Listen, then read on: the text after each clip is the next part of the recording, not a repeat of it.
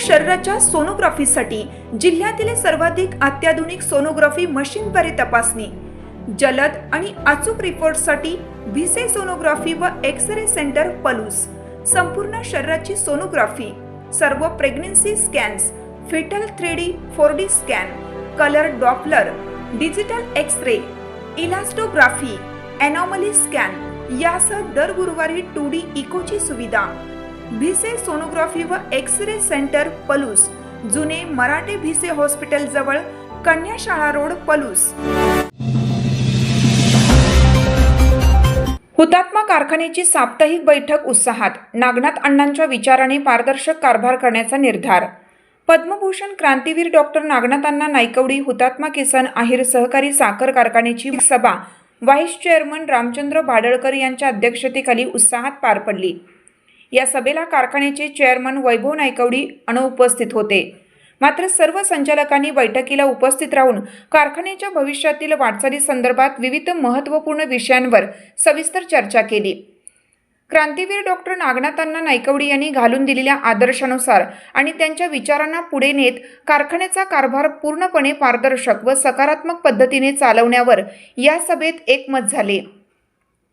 यासाठी संचालक मंडळ, सभासद, कामगार, ऊस वाहतूक करणारे ट्रॅक्टर व बैलगाडी मालक, हार्वेस्टिंग मशीन मालक आणि कारखाना प्रशासन या सर्व घटकांनी एकत्रितपणे काम करण्याचा निर्धार यावेळी व्यक्त केला. कारखान्याचा कारभार अधिक सक्षम आणि गतिमान करण्यासाठी सर्व संचालकांनी सक्रिय सहभाग नोंदवला. आगामी गळीत हंगामाच्या पार्श्वभूमीवर कारखान्याची तांत्रिक कामे आणि मशिनरी दुरुस्तीबाबत प्रशासनाने काही महत्त्वाच्या सूचना सभेपुढे मांडल्या. या सूचनांना उपस्थितांनी सर्वानुमते मान्यता दिली. गळीत हंगाम यशस्वी करण्यासाठी आत्तापासूनच सूक्ष्म नियोजन करण्यावर भर देण्यात आला आहे. या सभेच्या निमित्ताने पत्रकारांशी बोलताना केदार नायकवडी यांनी कारखान्याच्या प्रगतीसाठी सर्व घटकांचा विश्वास आणि सहकार्य महत्त्वाचे असल्याचे नमूद केलं. या सभेला कारखान्याचे सर्व संचालक, विविध विभागांचे अधिकारी आणि सभासद मोठ्या संख्येने उपस्थित होते. आज दिनांक 9/5/2026 रोजी कारखान्याची मासिक मीटिंग झाली. ही मीटिंग व्हाईस चेअरमन यांच्या अध्यक्षतेखाली झाली. त्या मीटिंगला सर्व संचालक उपस्थित होते. या मीटिंगला चेअरमन अनुपस्थित होते. त्याचबरोबर या मीटिंगमध्ये कारखान्याचे रेग्युलरचे जे कामकाज आहे त्या कामकाजाचे सगळे विषय याचे वाचन झाले आणि त्या विषयांना मंजुरी देण्यात आली.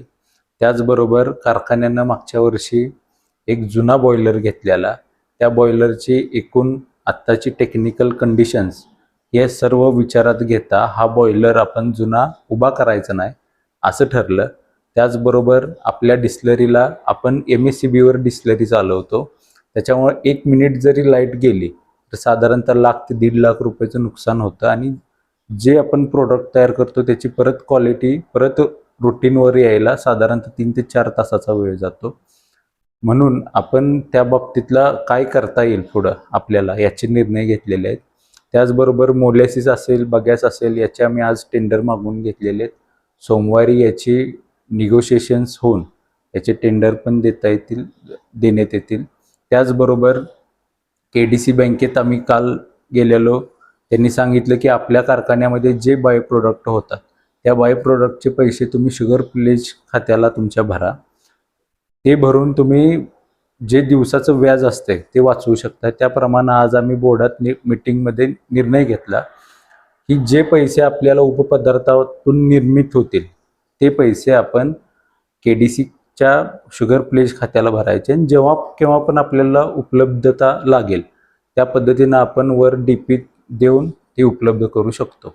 त्याचबरोबर आज ऊस तोडणी, वाहतूकदार या कामगारांची आम्ही मीटिंग बोलवलेली.